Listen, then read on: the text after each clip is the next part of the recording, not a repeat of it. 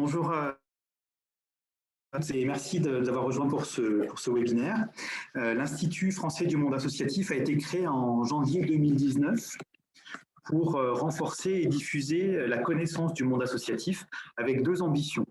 La première, c'est que la contribution associative à la société et à la démocratie soit mieux connue. Et la deuxième, c'est de développer et de diffuser des recherches qui répondent aux besoins du monde associatif. Parmi nos premières actions, nous avons souhaité nous mettre à l'écoute du monde associatif et lancer une grande enquête que nous vous restituons aujourd'hui pour interroger les associations, leurs instances représentatives et leurs partenaires publics et privés sur leurs besoins vis-à-vis de la recherche. Comme nous avons un rôle de passeur entre les acteurs associatifs et le monde de la recherche, nous avons également interrogé des chercheurs de toutes les disciplines académiques sur les angles morts de la connaissance associative qui devaient être éclairés. Pour la méthode, nous avons mis en ligne une enquête entre le 31 octobre 2019 et mi-juin 2020, auxquelles 130 personnes ont répondu, principalement avant la crise Covid. Et nous avons en complément organisé des ateliers territoriaux et thématiques et aussi des entretiens qualitatifs complémentaires. Donc au total, ce sont 300 personnes qui ont été consultées. Et cette consultation inédite en France nous permet aujourd'hui de dessiner la carte des 12 principaux enjeux de connaissance pour le monde associatif. Elle permet également d'émettre des recommandations pour orienter les travaux de recherche vers des sujets porteurs, nous semble-t-il, de l'avenir du fait associatif. Alors, vous voyez le programme s'afficher. Pour commenter la restitution que je vais vous présenter en 10 minutes. Nous aurons le plaisir d'entendre Brigitte Giraud, qui est administratrice de l'Institut, et Yannick Blanc, qui est notre vice-président. Et puis, nous aurons également les témoignages préenregistrés de Manon Pell, qui est maîtresse de conférence en sciences de l'éducation à l'université Jean Monnet de Saint-Étienne, et qui est lauréate également en 2019 de l'Institut. Et témoignage également de Philippe Jachamp, qui est président du mouvement associatif.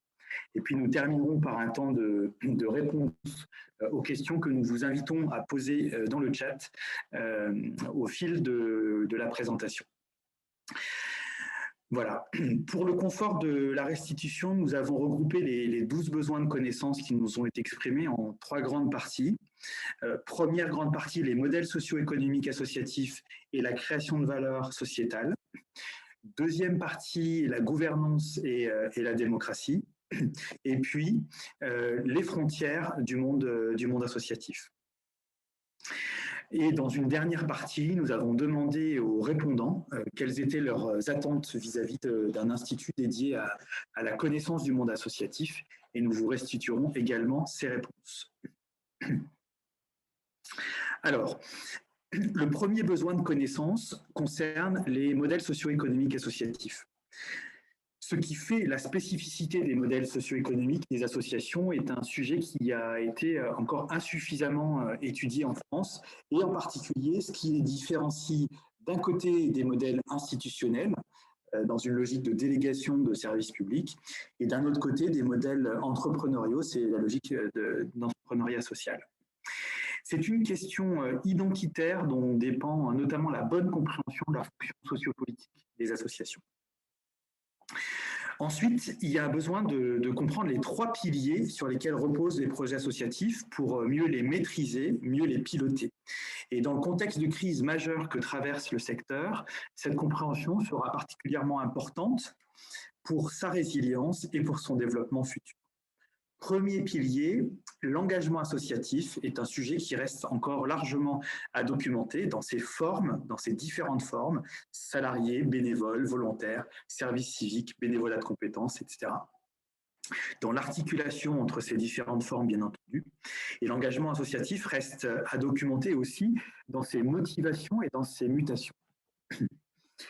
Second pilier des modèles socio-économiques associatifs, l'hybridation des ressources financières qui a longtemps été présentée comme un gage de l'indépendance des associations et dont la crise Covid a pu montrer les limites.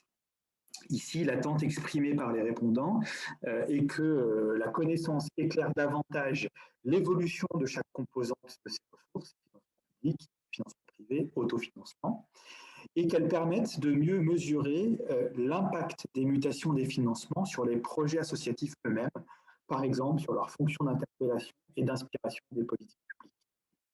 Et puis le troisième pilier, c'est la mobilisation de coopération et d'alliances stratégiques. C'est un facteur de déploiement des modèles associatifs dans un secteur qui s'est beaucoup développé sur le principe de la concurrence des projets, par exemple à travers les appels à projets. Et là encore, il est attendu que la recherche nourrisse les réflexions et les projections. Et puis, après cette question identitaire pour les associations, la spécificité de leur modèle socio-économique, et après le besoin de mieux maîtriser leurs trois piliers, vient la question de la valorisation. Quelle est la valeur sociétale créée et partagée par les associations? Comment rendre compte de leur apport qualitatif à la société et à la démocratie? Ici, le besoin s'exprime à deux niveaux. Comprendre la place des associations dans la prise en charge de l'intérêt général, mais aussi analyser leur contribution en matière de transformation et d'innovation sociétale. Voilà pour ce premier chapitre sur les modèles socio-économiques et la création de valeur. Second chapitre, la gouvernance associative. C'est un autre besoin de connaissance important pour les répondants. Gouvernance associative, c'est-à-dire comment s'organise l'intelligence collective au service du projet. Et cette question se décline en deux temps. Tout d'abord, en interne, la question concerne principalement les nouvelles formes de gouvernance à projeter pour répondre à la fois aux aspirations des membres à plus d'horizontalité et de collégialité, mais aussi aux contraintes juridiques croissantes et à un surcroît de professionnalisation. Ensuite, dans sa dimension externe, la gouvernance est interrogée comme un outil de coopération et de transformation de son propre écosystème. Le besoin qui s'exprime alors est de comprendre les mécanismes par lesquels une gouvernance ouverte sur son environnement permet d'apporter des réponses collectives et partenariales aux besoins d'un territoire ou d'un secteur. Et à cet endroit, on est à la jonction entre les problématiques d'organisation interne aux associations et leur contribution à la démocratie territoriale et à la démocratie sectorielle. Mais le besoin de connaissance du rôle démocratique que jouent les associations s'exprime aussi en dehors des questions de gouvernance. D'un point de vue politique, il s'agit alors de comprendre les associations en tant que corps intermédiaire. Et puisque les associations sont placées en tête des instances de confiance par les Français, juste derrière les maires, une attente est exprimée d'analyser plus particulièrement les mécanismes de confiance sous-jacents au modèle associatif. Et cette analyse permettrait de mieux situer le modèle associatif comme un levier pour faire face à la crise de représentativité. Mais si les associations semblent mieux résister à la crise de représentativité, elles sont elles aussi bousculées par la vague de défiance qui s'exprime vis-à-vis de l'ensemble des institutions. Et une attente nous a aussi été exprimée de comprendre les raisons et les formes de cette défiance pour pouvoir y faire face. Et dernier point ici, la question de l'environnement numérique et de sa mutation nous a été formulée autour des enjeux de gouvernance et de démocratie. L'enjeu est ici de savoir si les outils numériques peuvent dynamiser la vie associative et démocratiser la vie publique, ou à l'inverse, s'ils constituent une menace sur le lien associatif et sur la délibération collective. Et puis, l'impact du numérique sur l'engagement associatif et sur les formes de mobilisation collective informelle sera également à mesurer. Voilà pour ce chapitre sur la gouvernance et la démocratie. Et dernier chapitre, pour mieux appréhender l'identité associative et pour mieux la reconnaître aussi, les répondants à la consultation nous ont également exprimé leur besoin que soient mieux étudiées les frontières du monde associatif, en particulier ses frontières historiques, ses frontières géographiques, mais aussi celles de l'intérêt général dans lesquelles il inscrit son action. Alors, l'histoire du monde associatif, tout d'abord, a été bien moins écrite que celle des mutuelles ou des coopératives, par exemple. Elle semble pourtant essentielle aux acteurs pour deux motifs. En premier lieu, pour leur prospective, dans une période de profonde mutation du secteur plonger aux racines de son histoire et dans l'histoire des concepts qui fondent le fait associatif, et bien avant 1901, ça semble nécessaire, c'est comme ça que ça nous est exprimé pour se projeter loin dans l'avenir. Et puis en second lieu, importance pour la valorisation et le plaidoyer. Et là, le regard historique doit permettre de porter haut et fort auprès des partenaires publics, auprès des partenaires privés et plus généralement auprès de l'ensemble du public, un récit sur le rôle essentiel du fait associatif dans l'intérêt général pour la société et la démocratie à travers l'histoire. Et là, c'est une autre façon finalement de rendre compte de la création de valeurs associatives. Et comme il s'est exprimé à nous, l'intérêt pour l'histoire du monde associatif est orienté dans deux directions. Comprendre ses origines, mais comprendre aussi l'histoire de ses identités plurielles.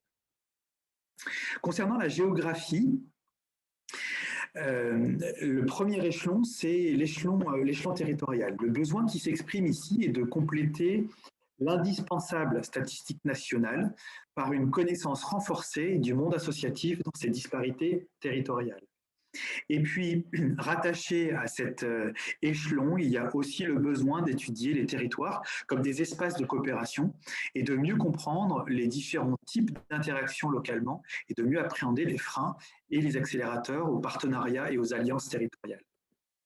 Et puis l'autre échelon géographique, c'est l'Europe. Le fait associatif en Europe est aujourd'hui mal connu et la recherche française pourrait engager des travaux à l'échelon européen pour répondre à deux attentes distinctes qui nous sont formulées. Des études comparatives permettraient de mieux comprendre le fait associatif, sa structuration et les politiques de soutien dont il bénéficie dans les différents pays européens.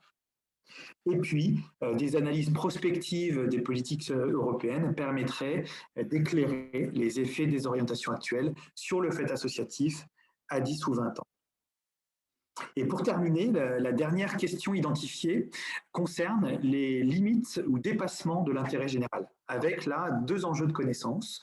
Le premier, c'est d'éclairer la réalité des pratiques limites du point de vue de l'intérêt général et de l'intérêt collectif, d'en mesurer le poids, et cela pour déconstruire les préjugés, mais aussi pour engager leur régulation. Et le second enjeu, c'est d'étudier le dépassement de l'intérêt général à travers la fonction d'innovation sociale des associations. C'est de comprendre leur capacité à négocier des marges d'expérimentation et à être précurseurs de nouvelles formes d'action d'intérêt général. Voilà pour les 12 besoins de connaissances qui émergent de notre consultation. Je laisse maintenant la parole à Brigitte Giraud. Bonjour à toutes et tous. Ravie de vous rencontrer pour même virtuellement, sur ce dernier webinaire de cette série de mise en, en partage de la consultation que nous avons réalisée. Je ne vais pas commenter ces résultats puisque ils sont appelés à donner lieu à de nombreuses recherches et que vous aurez plutôt des questions à poser dans l'espace de conversation auquel on s'efforcera de répondre, mais plutôt faire trois remarques. La première remarque, c'est que quand on a monté cet Institut français du monde associatif, on a pu avoir des doutes à un certain moment au regard des interlocuteurs à qui on était confronté sur l'intérêt et le besoin de le créer.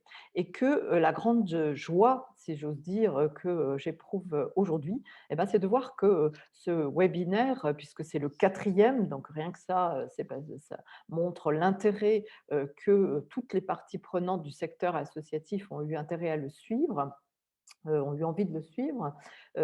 Rien que cela montre à quel point cette création d'un objet qui n'existait pas jusqu'alors était importante.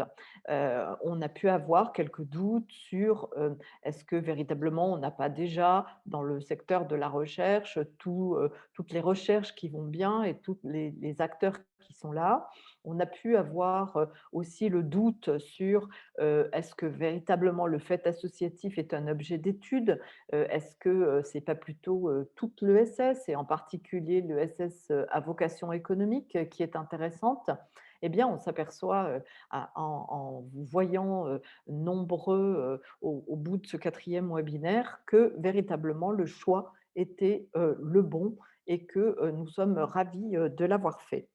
Le deuxième constat enfin, la deuxième remarque que je voudrais faire plutôt, c'est que cette consultation du public nous renforce dans une conviction que nous avions au démarrage, qui est que l'Institut français a comme vocation de coproduire.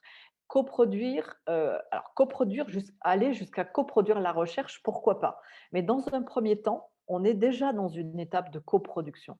Le succès de cette consultation, alors là, on en est à sa restitution, je viens d'en parler, mais l'intérêt que de nombreux acteurs associatifs, que de nombreux accompagnateurs du secteur associatif et que de nombreux chercheurs aient eu envie de répondre et d'apporter leur contribution à cette consultation, c'est déjà une étape très importante de coproduction et ça renforce notre conviction que c'est dans cet esprit qu'il va falloir que nous continuions à travailler et que on ira à la coproduction de la recherche, mais qu'on a aussi ensuite des enjeux de sa diffusion et de sa diffusion sur des formats qui permettent qu'elle soit beaucoup plus vite accessible à l'ensemble des acteurs qui en ont besoin.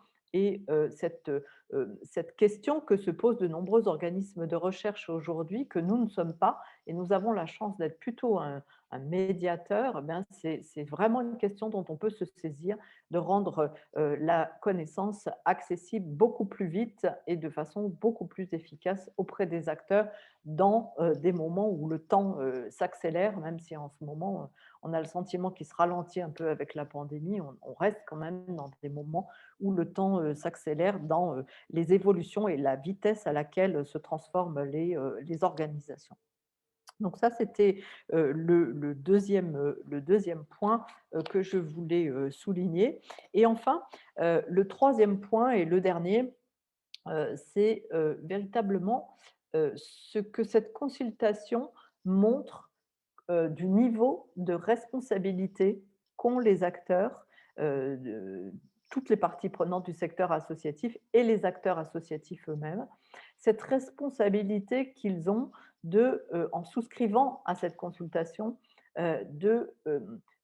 d'exprimer leurs besoins et du coup de reconnaître que le secteur et l'ensemble des acteurs qui coopèrent avec lui ont besoin d'être régulièrement éclairés, d'être régulièrement en apport de nouvelles connaissances et en apport de capacité du coup de réflexivité sur leur propre activité et du coup de regard distancié sur leur propre activité pour être toujours en adéquation avec cette importante mission dont se dote le secteur associatif et que Florian rappelait tout à l'heure de contribution sans être grandiloquent, de contribution à la démocratie, eh bien, cette grande responsabilité qu'ils se donnent de se dire qu'ils ont besoin de connaissances et que la création de l'Institut peut répondre à un besoin, c'est extrêmement intéressant et réjouissant pour cet institut, on ne peut plus dire naissant, parce que maintenant il a pignon sur rue, mais de cet institut en cours d'évolution et de réponse à ses besoins.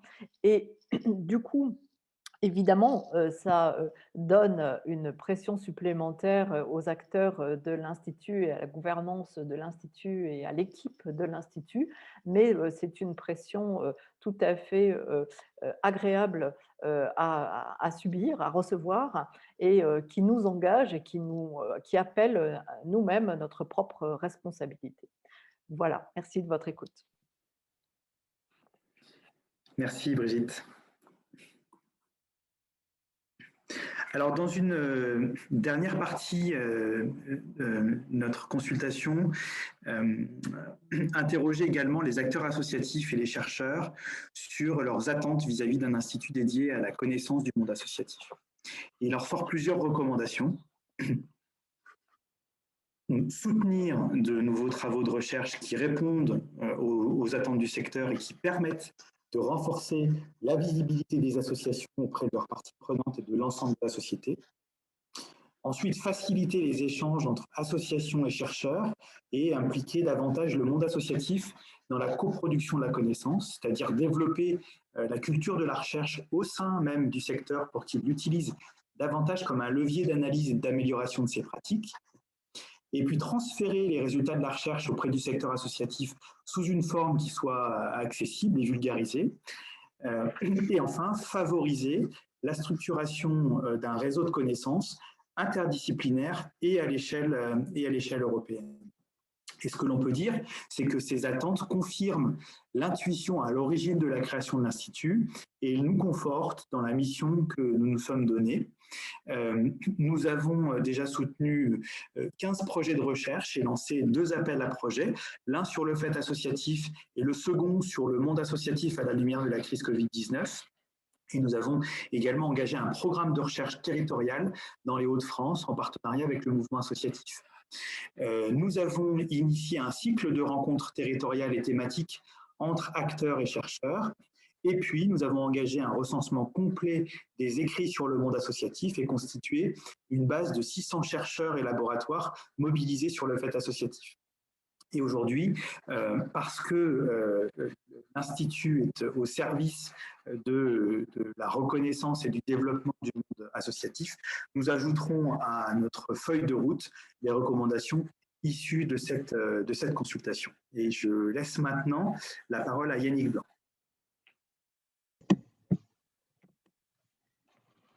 Bonjour à tous, bienvenue à ce 4e webinaire sur la restitution de besoins de connaissances du monde associatif. Je voudrais insister sur 2 points. Le premier, c'est que par son ampleur, par son omniprésence, par la multiplicité de ses formes, le fait associatif est omniprésent dans la société. C'est un fait social majeur, c'est un fait social total. Il existe depuis plusieurs siècles, pas seulement depuis 1901. Il est présent dans tous les secteurs d'activité. Il se manifeste sous les formes les plus diverses et pourtant, il reste très largement inconnu. Lorsque nous avons créé l'Institut du monde associatif, nous avions la conviction qu'il existait, par exemple en France, une poignée de chercheurs qui s'intéressaient aux associations.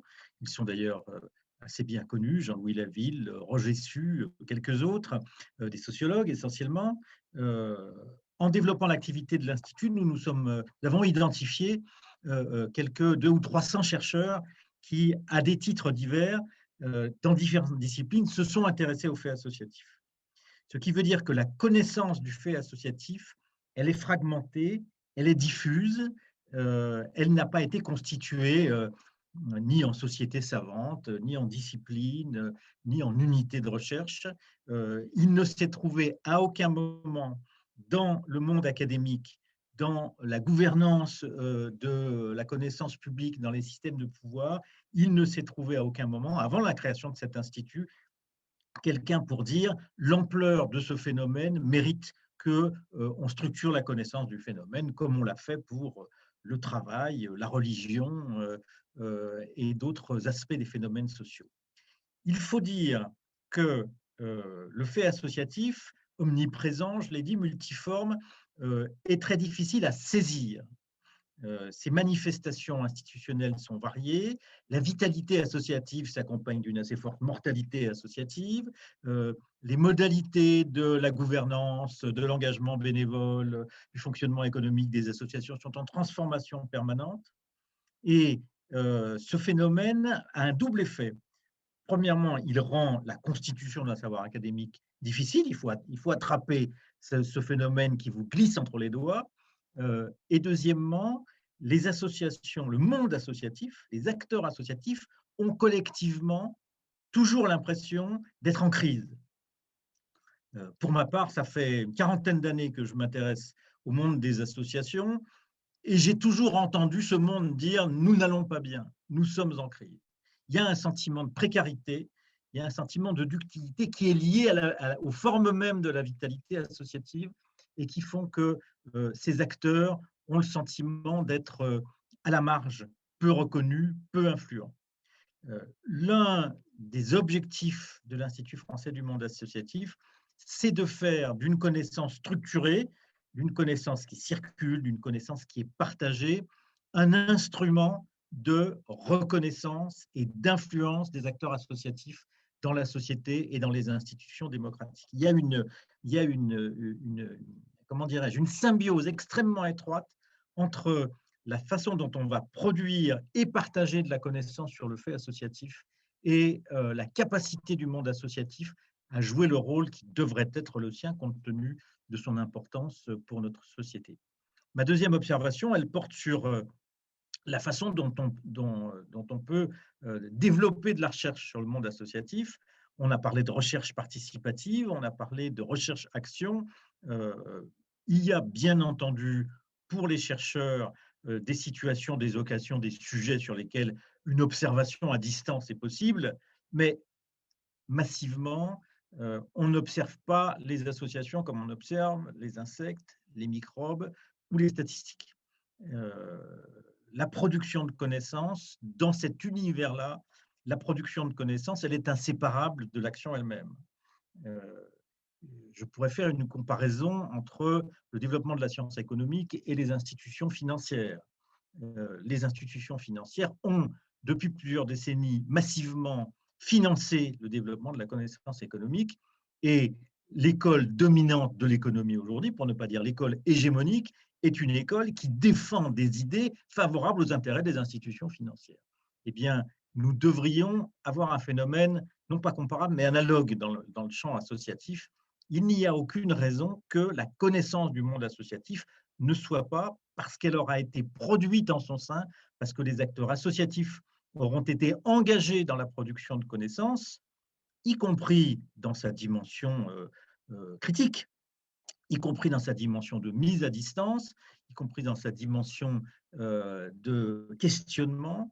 Les acteurs associatifs auront un rôle éminent à jouer dans la production et dans le partage des connaissances. C'est en tout cas de cette façon que nous sommes en train de construire la gouvernance et la dynamique de l'Institut français du monde associatif. Merci. Merci Yannick. Nous allons maintenant entendre les témoignages de Manon Pell, puis de Philippe Jachan, avant de nous retrouver pour un temps de réponse à vos questions.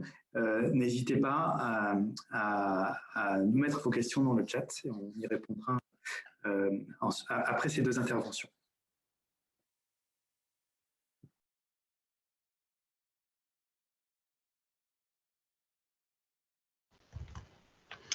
Bonjour à toutes et tous, je suis Manon Pell, enseignante-chercheuse à l'Université Jean Monnet de Saint-Étienne et je travaille sur le champ de l'éducation populaire et je m'intéresse plus particulièrement à ces acteurs, donc que sont les bénévoles, les volontaires, les administrateurs et les salariés des associations d'éducation populaire. Mes travaux abordent plusieurs thématiques qui sont présentées dans le cadre de la restitution de l'IFMA. Alors d'abord, dans le cadre de la mutation des financements associatifs, on peut faire le constat que les associations ont été fortement transformées depuis les années 90, notamment avec la multiplication d'outils de suivi et de contrôle.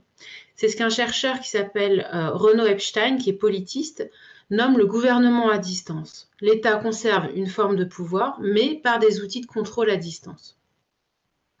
Et les associations d'éducation populaire, elles ont été conduites à se professionnaliser et à intégrer peu à peu des normes de gestion qui sont issues de l'entreprise privée capitaliste pour pouvoir rester dans le jeu de la concurrence et répondre aux demandes étatiques et privées.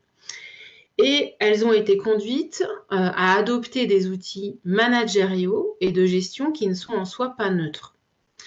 Cela les a conduits localement à être parfois en concurrence ou au contraire à développer des formes de coopération, notamment au sein de réseaux associatifs. Ça a eu un impact sur le contenu des actions associatives en mettant en tension valeurs et pratiques, surtout dans le champ de l'éducation populaire, où l'émancipation, le collectif et la recherche d'une forme de démocratie sont centrales. Or, on peut se poser la question de comment on peut poursuivre ces objectifs quand la rentabilité entre en ligne de compte. Ensuite, ça a eu aussi un impact sur l'engagement associatif, où on observe des formes d'engagement qui sont différentes aujourd'hui. Par exemple, des conseils d'administration de grandes associations et fédérations d'éducation populaire qui ont beaucoup moins de succès aujourd'hui. Et on observe une réaffirmation du caractère politique et militant des engagements dans d'autres espaces associatifs. Et enfin, la gouvernance et l'organisation associative qui ont particulièrement été impactées par ces mutations-là, du fait des nouvelles formes d'engagement. Ici, je pense notamment à des modèles traditionnels d'organisation associative, par exemple autour d'un CA employeur et d'une équipe de salariés qui tendent à évoluer et en fait qui viennent aussi questionner derrière la démocratie associative et la manière dont elle se met en place si elle existe. Ce sont ces questions-là, donc qui sont en lien avec la restitution de l'IFMA, que nous avons décidé d'investir au sein du groupe de recherche stéphanois, qui est soutenu par l'IFMA. Notre recherche, elle cherche à éclairer ces enjeux-là, mais à un niveau territorial, c'est-à-dire au niveau de la ville de Saint-Étienne. Notre groupe est composé de chercheurs et de membres de l'Université de la vie associative stéphanoise, qui mènent depuis plus de 20 ans maintenant des recherches qu'ils appellent au plein air, et ces membres sont d'anciens et d'actuels salariés et bénévoles du champ associatif. Cette recherche, elle nous conduit à nous former collectivement aux outils de la recherche et à travailler nos postures et subjectivités. Et en fait, de ce point de vue-là, elle est extrêmement intéressante sur les liens entre monde académique et associatif. En tant que chercheur, on doit se questionner sur ce qu'on appelle la neutralité engagée, et en tant qu'associatif, ils se questionnent sur leur point de vue ancré dans des expériences et des engagements associatifs passés ou actuels. Alors, ce travail collectif, il demande du temps, de l'effort et des méthodes, parce que ce n'est pas aisé de co-construire une réflexion. Et par les temps de réflexion partagés pendant les entretiens qu'on mène auprès des associations stéphanoises, on pense ainsi pouvoir amener une meilleure connaissance de l'évolution du contexte institutionnel et politique qui structure l'évolution de l'éducation populaire. Donc, amener au grand public une meilleure connaissance, mais aussi auprès des personnes qui sont enquêtées. Et ici, la posture du chercheur praticien, elle est au cœur du lien entre recherche et action. On adopte une posture de pair à pair, pour reprendre les membres de l'un des membres du groupe, dans l'idée en fait de réfléchir collectivement aux modèles politiques et économiques qui sont adoptés dans les associations enquêtées. Donc, toujours avec les personnes auprès de qui on enquête.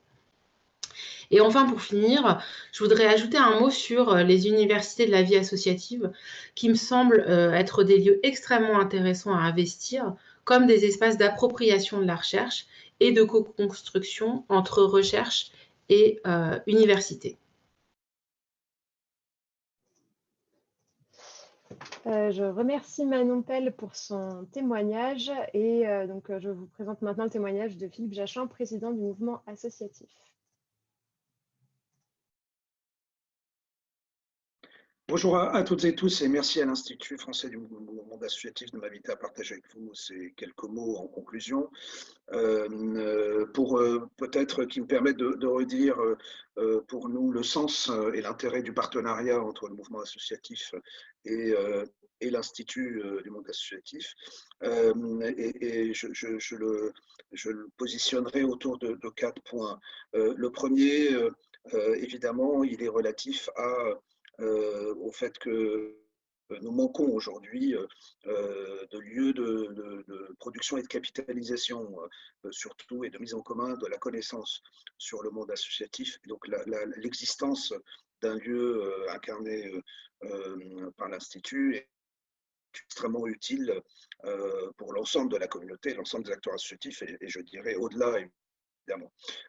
Alors, c'est mon deuxième point, il est utile parce que je pense que la vie associative et les praticiens sont en permanence et depuis toujours des lieux et des acteurs de fabrication de pratiques, de savoir et de savoir-faire, et qu'ils n'ont pas, en revanche, la capacité, le plus souvent par eux-mêmes, de capitaliser, de travailler ou de fabriquer de la connaissance à partir des pratiques qu'ils ont produites, et que souvent, nous le savons, par manque de lieux de capitalisation et d'analyse des expertises et de l'expérience associative, beaucoup de savoirs malheureusement se perdent.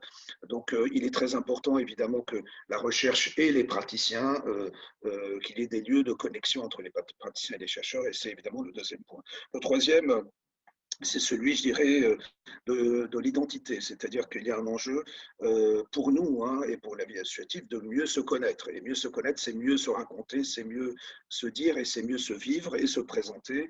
Et pour mieux se connaître, évidemment, il y a un mieux que de pouvoir raconter ce que nous sommes, ce que nous avons été, ce que nous avons fait, et donc par cela activer la recherche, activer la réflexion, activer les capacités de capitalisation, encore une fois, de ce qu'a été et ce qu'a produit la vie associative et des grandes questions qui la secouent aujourd'hui pour mieux anticiper ce qu'elle sera et ce qu'elle devra être demain.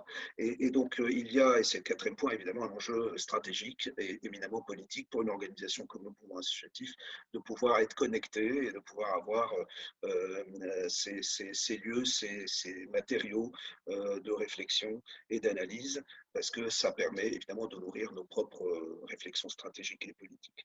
Et les travaux dont vous avez discuté, si je prends les 12 enjeux qui sont posés aujourd'hui, illustrent très bien ces points-là, que nous prenions les questions des modèles socio-économiques associatifs ou de l'économie associative en tant que telle, les questions des mutations de l'engagement ou les questions de la transformation sociale à laquelle contribue le monde associatif. Ce sont pour chacune de ces questions-là des questions centrales, essentielles, qui structurent l'ensemble et traversent l'ensemble des familles associatives, quel que soit leur secteur, quelle que soit leur fonction. Et nous savons nous sommes aujourd'hui en pleine mutation sur l'ensemble de ces domaines-là.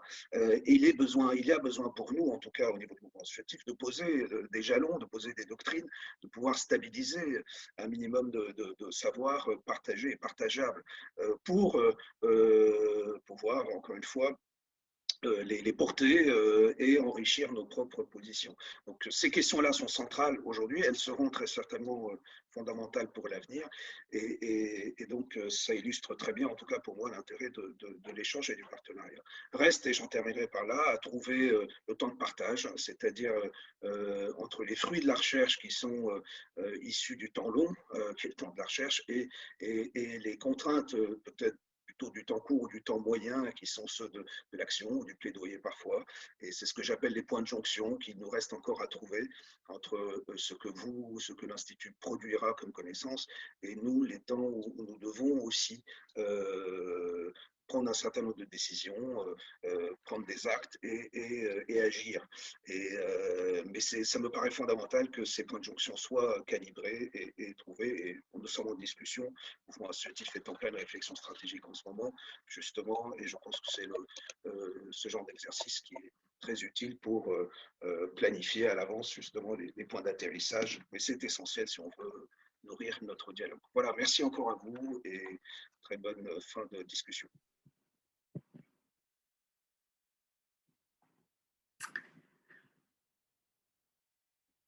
Voilà. Alors, après ces deux interventions, on vous propose de passer à ce temps de questions-réponses. Donc, plusieurs questions nous ont été posées. On va les prendre dans l'ordre. Alors, certaines, on y a déjà répondu sur le chat, mais pouvez-vous développer le concept de pratique limite? Qu'est-ce que cela sous-entend? Brigitte, je te laisse répondre. Oui, merci.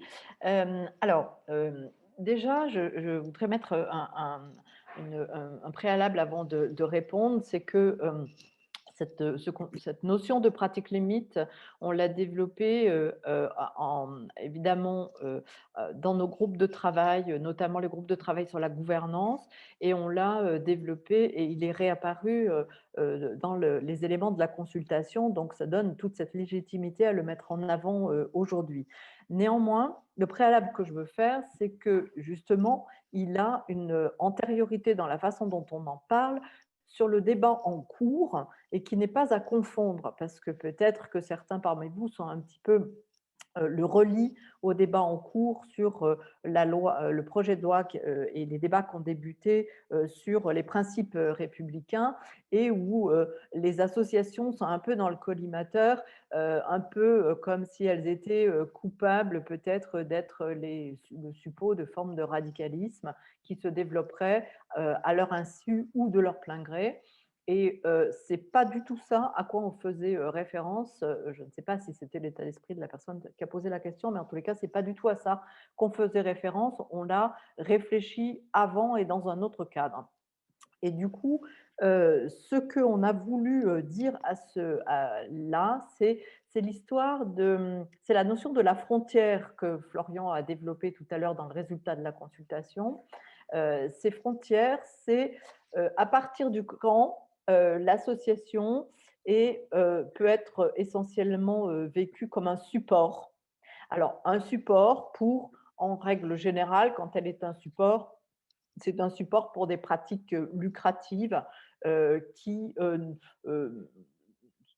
pour lequel il n'est pas fondamentalement adapté. Il arrive qu'un certain nombre d'associations se créent et que progressivement leur projet évolue et que finalement l'activité qu'elles avaient imaginé se développe au plan non seulement marchand mais lucratif, et que du coup elles changent de statut, mais il peut arriver aussi qu'il y ait ces éléments-là.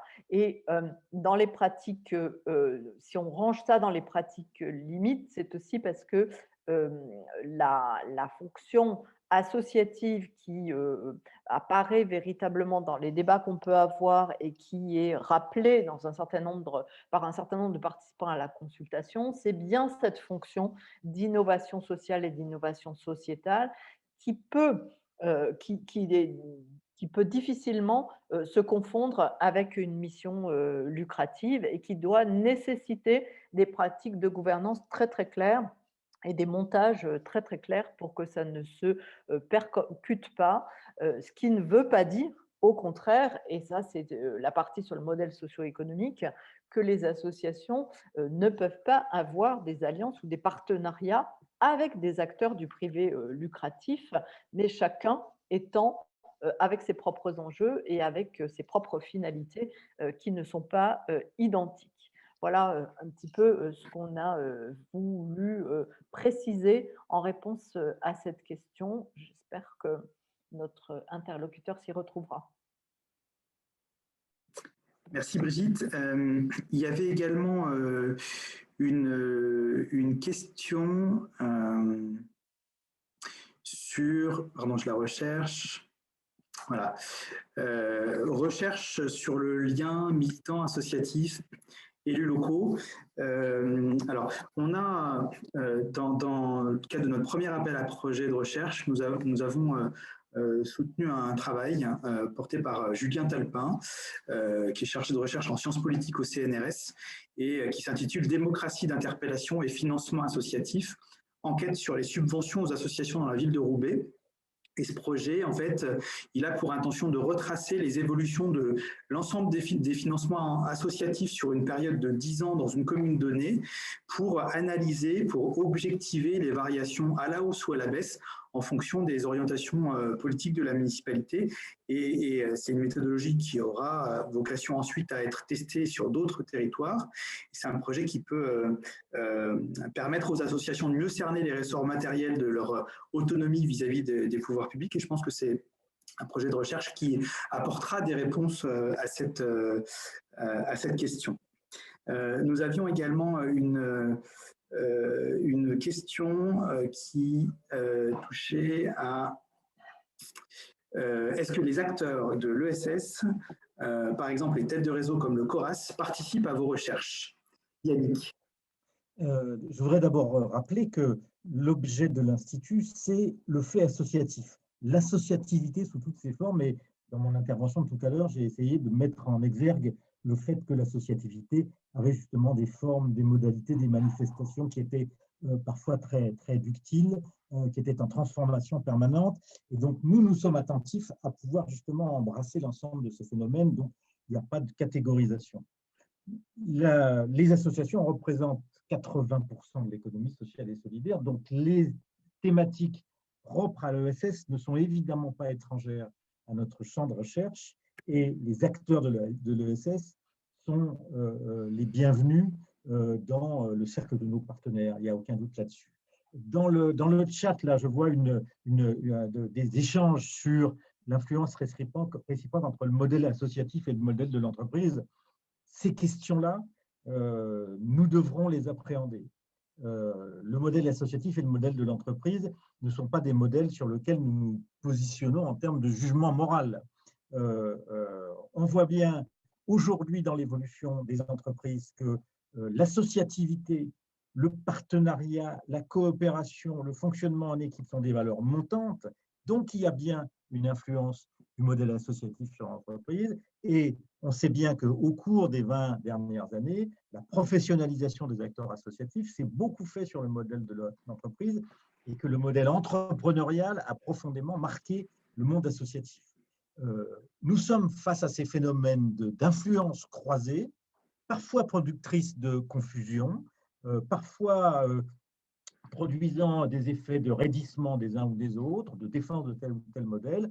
La mission d'un organisme comme le nôtre, qui est une mission de recherche, n'est pas de prendre position pour un modèle contre un autre, mais évidemment d'essayer de cartographier, de documenter et d'analyser à la fois les métamorphoses et les influences réciproques de ces différents modèles.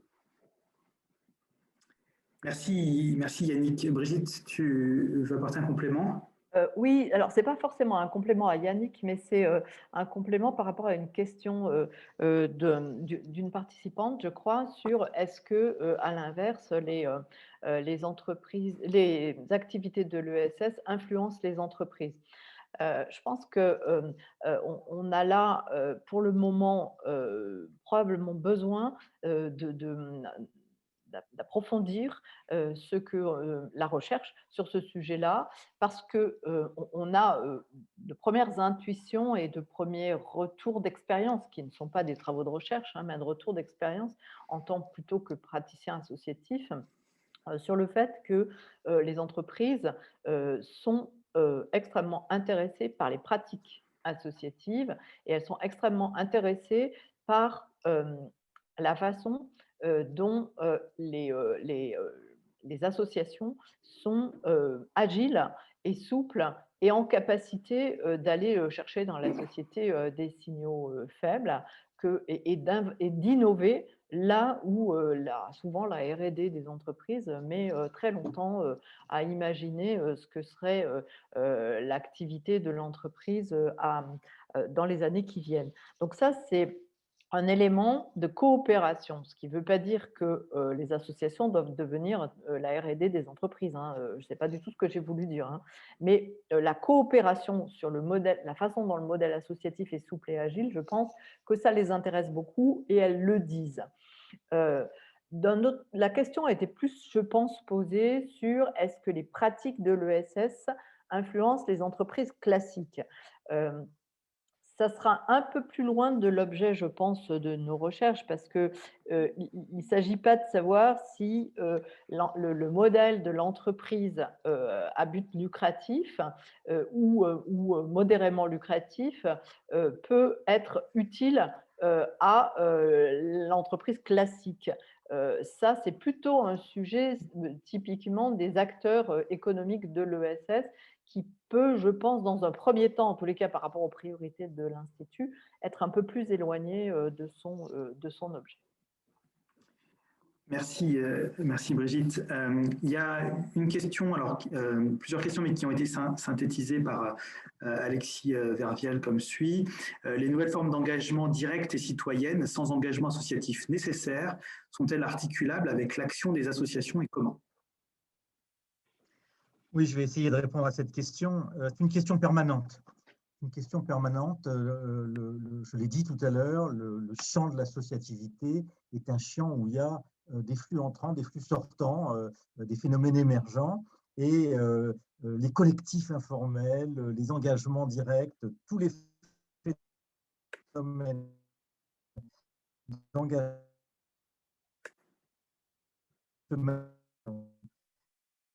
Est-ce que, alors, il y a des situations dans lesquelles le conflit,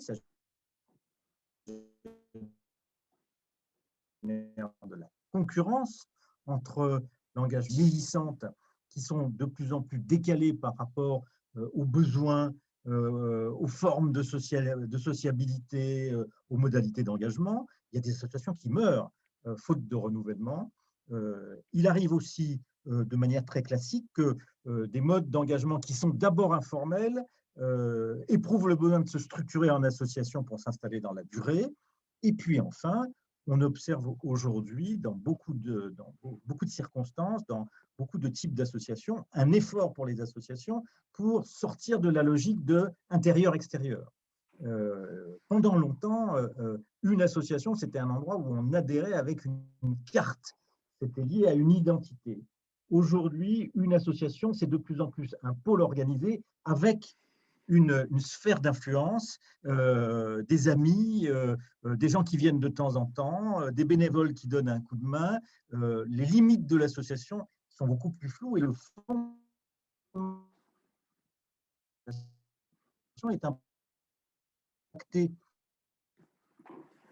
Cette grande ouverture de la notion d'appartenance à une commune.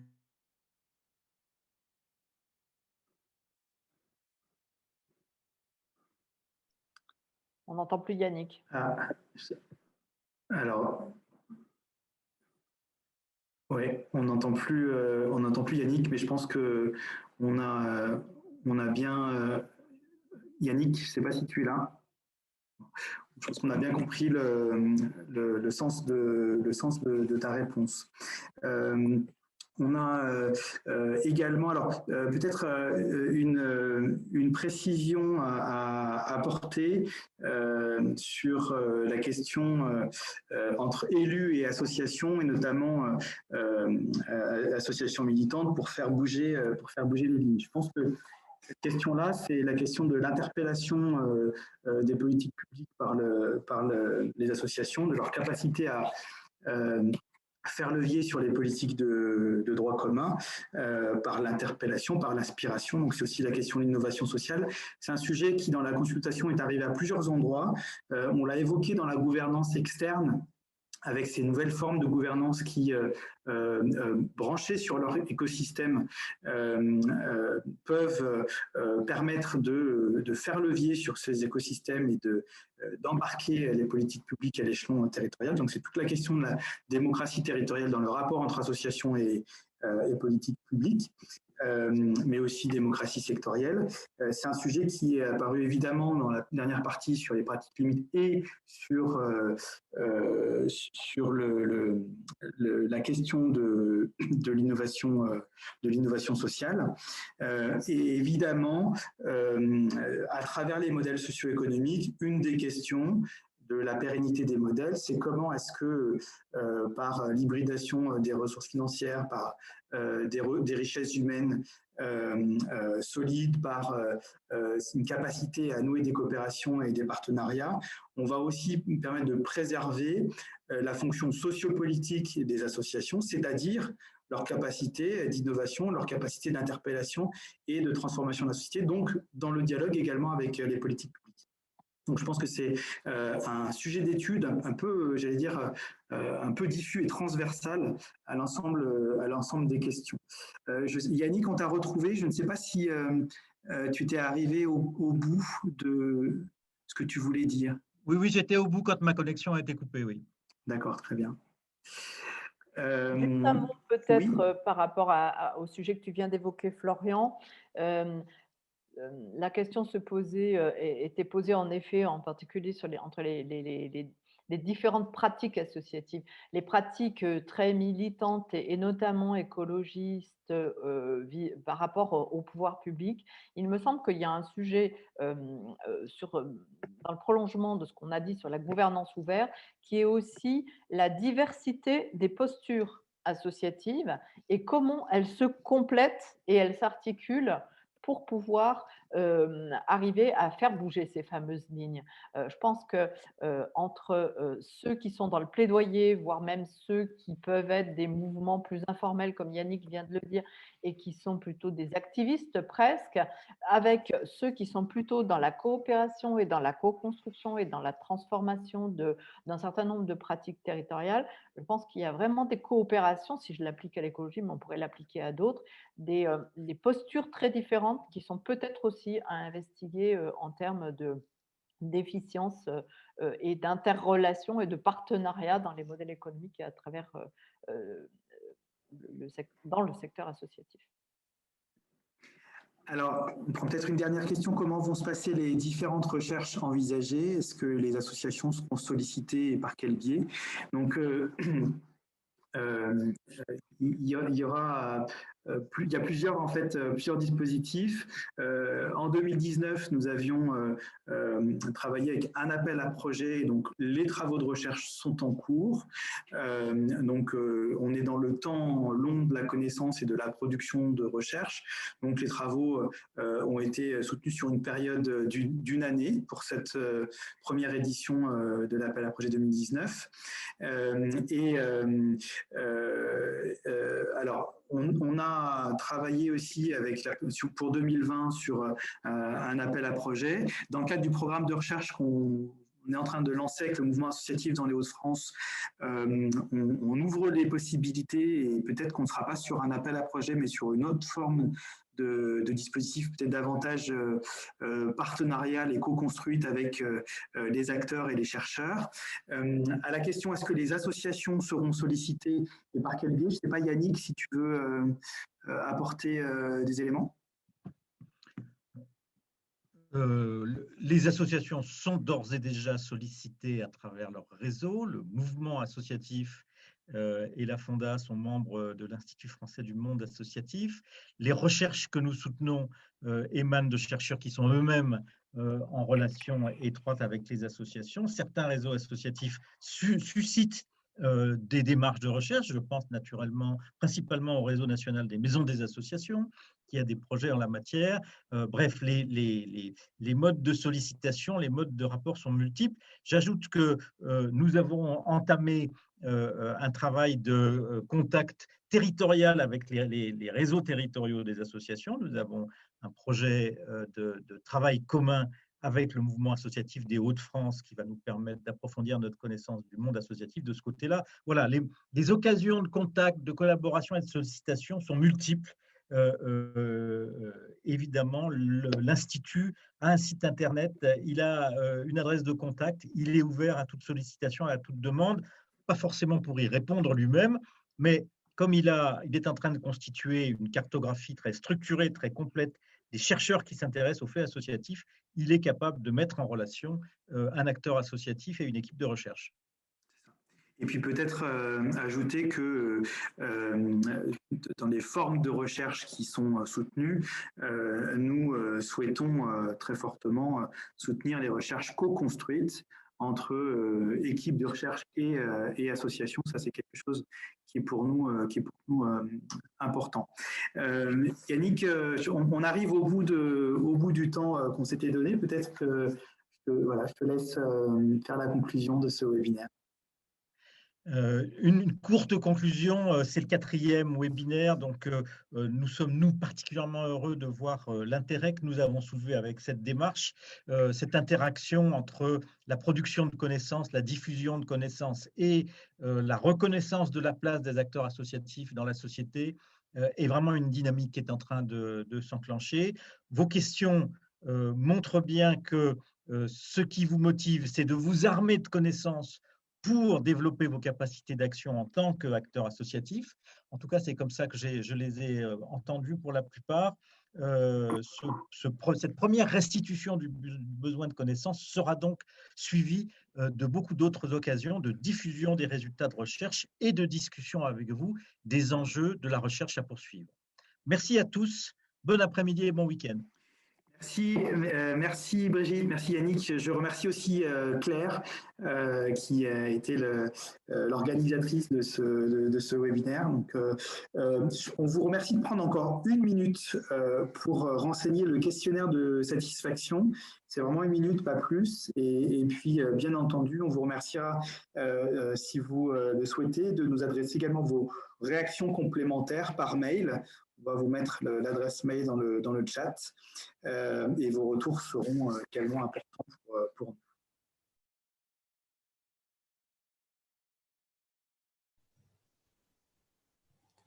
Bonjour à tous et à toutes, je suis Éric Dacheux et je travaille sur les questions de communication et démocratie et plus spécifiquement en ce qui concerne la vie associative, sur les associations d'intérêt général comme des acteurs politiques qui doivent à l'interne vivifier une démocratie interne et qui doivent dans le même temps renforcer la démocratie représentative par une démocratie plus participative.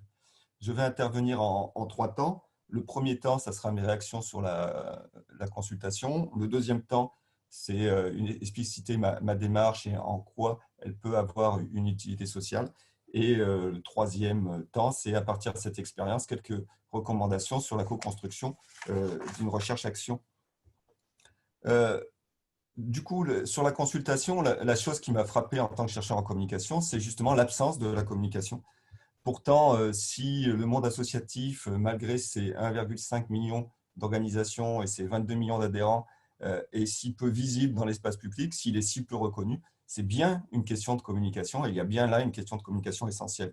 De plus, les associations développent souvent un plaidoyer qui est aussi une question de communication.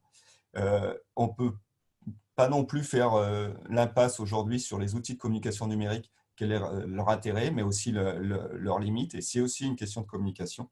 Et enfin, les associations entre elles doivent travailler avec une coopération conflictuelle, puisqu'elles doivent travailler ensemble pour leur public, mais sont soumis aussi à de la concurrence.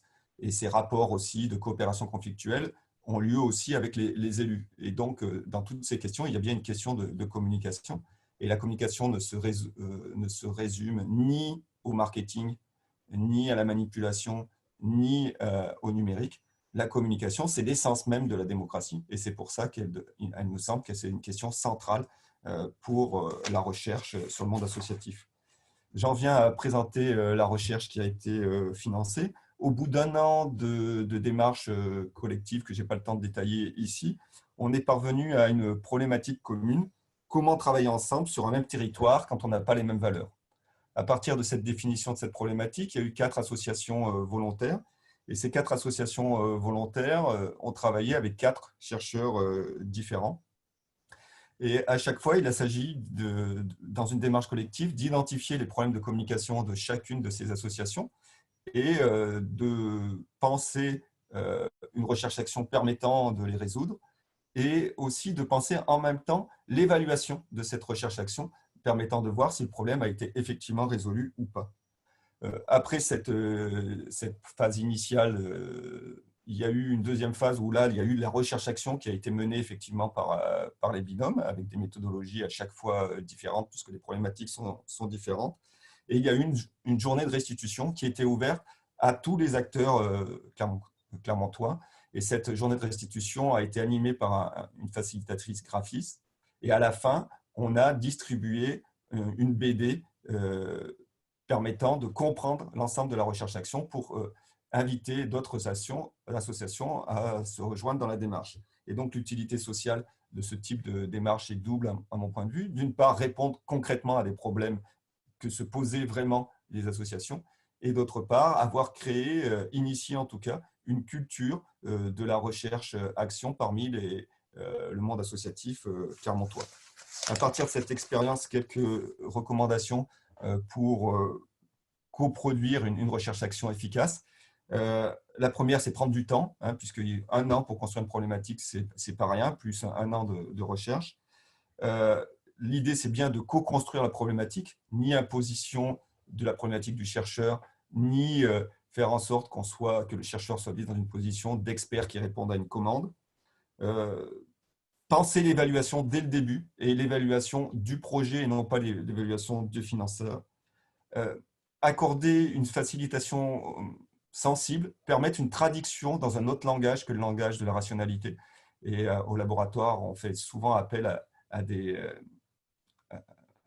artistes. Ici, c'était une facilité de graphisme, mais ça aurait pu être un poète, un peintre, etc. Et de manière générale, il me semble qu'il faut instaurer des espaces de médiation qui permettent de se rencontrer avec des personnes qualifiées pour traduire dans un langage à un autre. Et il me semble que c'est tout le rôle de l'Institut associatif. Et je voudrais terminer en les remerciant pour jouer ce rôle de traduction-médiation nécessaire.